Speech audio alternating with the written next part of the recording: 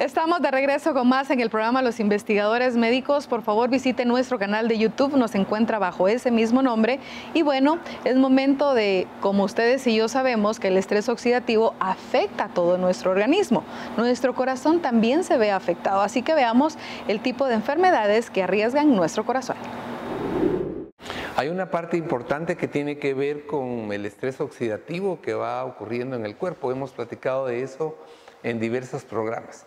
Y no es más que la influencia que recibimos del hecho de vivir, con aspectos que son externos y otros que se generan internamente. Se producen radicales libres que han sido implicados en la oxidación de las células. Y como las células del cuerpo, cualquiera que sea su situación, se oxidan y pierden o alteran su función y su estructura, se daña. Como se daña una cerradura de una puerta y la llave oxidada tampoco puede penetrar y hacer la función. Es eso mismo lo que ha llevado dentro de otros factores, donde inciden dieta, oxidación del colesterol, a hacer que nuestras arterias envejezcan prematuramente y se desarrollen trombos. Y este trombo es bien importante definir cuál es la secuencia que tiene de su formación y finalmente de la ruptura que tiene que ver con problemas vasculares en el corazón o en el cerebro. Ya te tomé un poco de la especialidad en hacer la antesala, pero nos ha preocupado mucho todo esto de la disfunción del endotelio, de la enfermedad arteriosclerótica. Es muy triste ver hombres con mucha capacidad sufrir un infarto o un evento vascular. Entonces, tal vez hablar aquí de esta parte de lo que va ocurriendo alrededor de todo este sistema arterial que ocurre con él. Bueno, la verdad es que, para ponernos en contexto, nosotros tenemos arterias, que va a ser nuestro órgano objetivo, y tenemos factores de riesgo cardiovascular, que son los que van a influenciar esta arteria. El sistema arterial es único. Las arterias cerebrales, coronarias, aorta, periféricas, son todas iguales y todas son expuestas al mismo efecto de los factores de riesgo cardiovascular. Los factores de riesgo cardiovascular tienen número, o sea, su capacidad de producir enfermedad. ¿Quiénes son los más dañinos? Tabaco y diabetes. Intermedios, presión alta y colesterol. Y por supuesto, dentro de ellos, más o menos ocupando el mismo nivel, obesidad y vida sedentaria. ¿Qué pasa con los factores de riesgo y la arteria? Ellos modifican precisamente lo que estabas hablando, nuestro factor protector, que es el óxido nítrico. Al generar disfunción del endotelio, esta sustancia protectora disminuye. Entonces, todos los factores de riesgo van a la arteria y van a producir progresivamente inflamación de la arteria. Claro. O sea, la aterosclerosis es una enfermedad inflamatoria crónica. Pero no se forma una placa de aterosclerosis de un día para otro. Se forma una primera lesión que le vamos a llamar estría grasa, y esta estría grasa va a tener acúmulo de células con colesterol oxidado. Esta estría grasa puede crecer progresivamente formando la primera lesión que se llama placa de aterosclerosis. Pero las placas de aterosclerosis no tapan completamente la arteria en la fase inicial. Claro, es una secuencia. La pueden ir tapando, por eso es que la enfermedad no comienza a los 40 años. Se sabe hoy que uno puede empezar a formar su estría grasa desde la niñez, máxime si tenés factores de riesgo. Y ahora que ya tenemos, como dices tú, evidencia en un niño que tiene hipertensión, obesidad. Obesidad y problemas de metabolismo de los lípidos. Posiblemente no fuman, pero ya tienen elementos y todos los factores de riesgo suman. Y entonces vamos a generar al paciente que vamos a clasificar en bajo riesgo, moderado riesgo o alto riesgo o muy alto riesgo.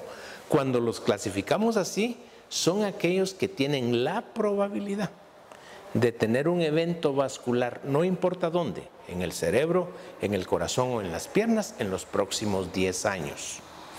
Si yo tengo muy alto riesgo, es más de 30% en los próximos 10 años. Por eso es que este problema hay que tratarlo desde el principio y no se puede dejar de tratar. Hay que corregirlos y corregir todos los factores de riesgo, no solo la hipertensión. Nosotros tenemos el problema que la gente está muy preocupada por la presión alta y no deja de fumar. Claro. Está muy preocupada por la presión alta y no hace ejercicio y no corrige su peso, cuando esto es un problema muy integral. Se vuelve una parte de un círculo en el que todo empieza a incidir negativamente. Vemos cómo toda esta condición de la que nos habla el doctor Rodas, el no control de los factores de riesgo, sumado en el caso que siempre nos interesa en medicina biomolecular del famoso estrés oxidativo, hace que haya toda una concatenación de hechos que va favoreciendo la enfermedad, la patología. Así es, claro. Aquí no podemos dejar de hablar del estrés psíquico, claro, que también puede mejorarse, no solo con medicamentos, sino que el ejercicio forma parte integral de corregir esto. Pero ¿qué pasa con la placa de aterosclerosis? La placa puede ir creciendo, pero puede tener un problema y eso no es predecible.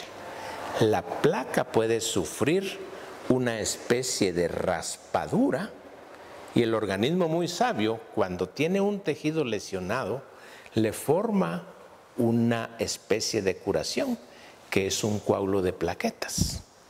Y sobre ese coágulo de plaquetas se viene la cascada de la coagulación, que puede generar un coágulo completo o parcial.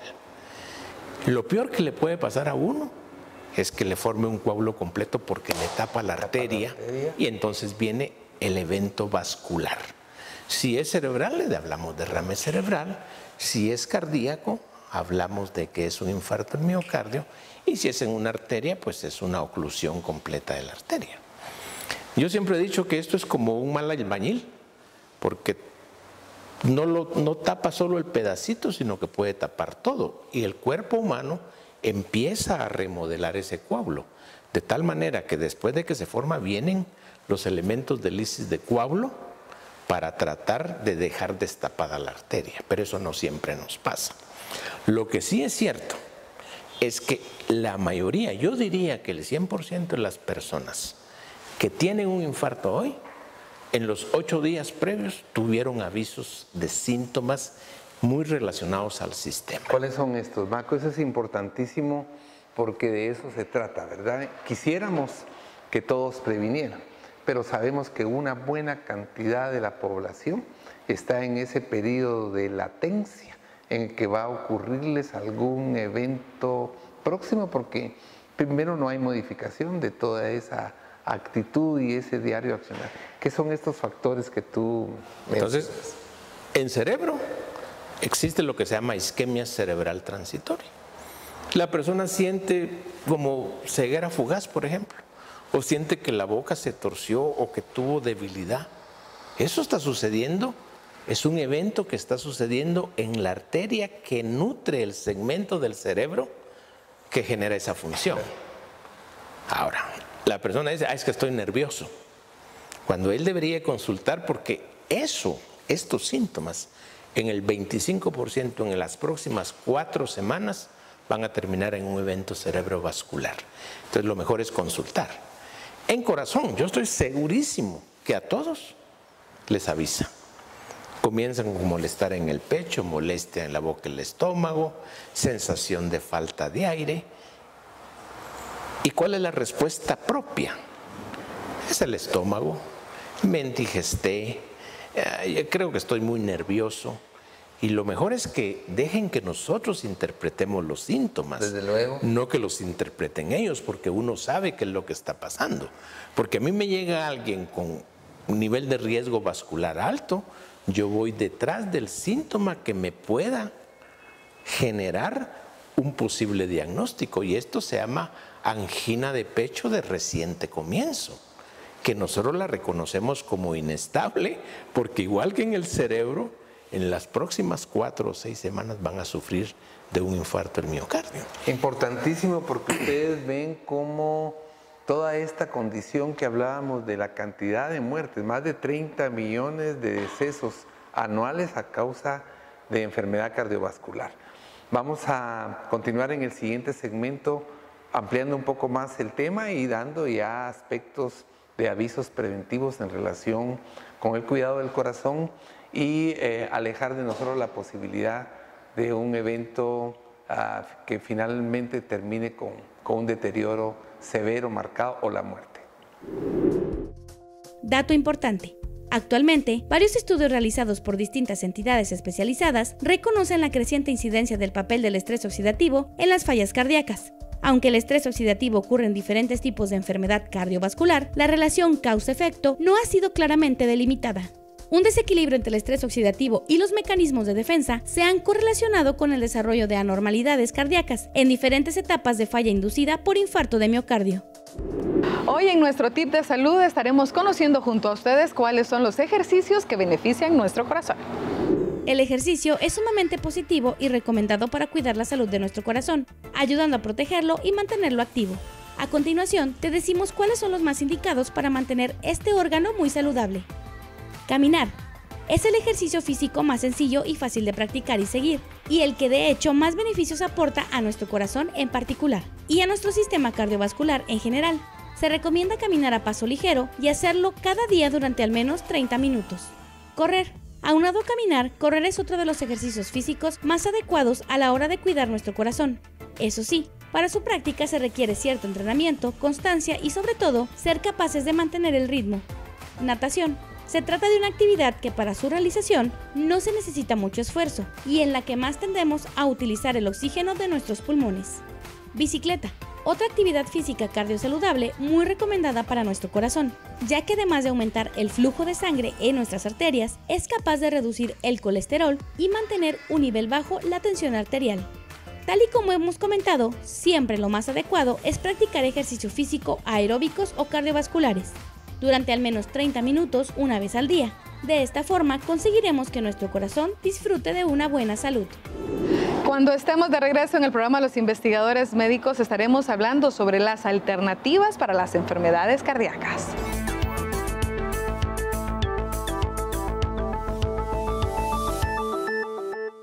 Biosilat es un prebiótico de clase mundial que estimula el crecimiento de bacterias beneficiosas en el tracto digestivo. Además, ayuda a la correcta absorción de calcio y magnesio. Biosilat refuerza la barrera intestinal frente a los agentes infecciosos y nos ayuda a modular nuestro sistema inmune. Previene y contrarresta las infecciones e intolerancias alimenticias y mejora la salud intestinal. Indicado en el tratamiento de intestino irritable, distensión abdominal, estreñimiento y alergias alimenticias. Biosilat, naturalmente.